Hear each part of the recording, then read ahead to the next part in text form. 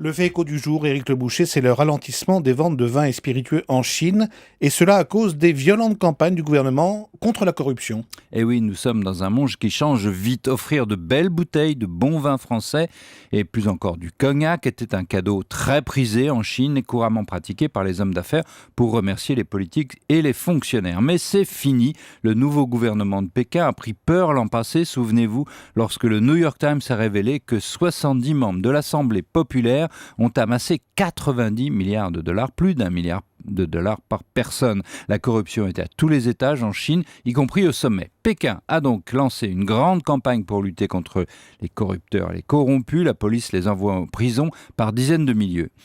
Et évidemment, les pots de vin, c'est le cas de le dire, sont interdits. Et pour la France, évidemment, l'impact est énorme. Le vin et le luxe sont une de nos grandes forces. Les ventes sont touchées de plein fouet. Les exportations françaises de vins et de spiritueux ont reculé de 7% au premier trimestre à cause de la Chine.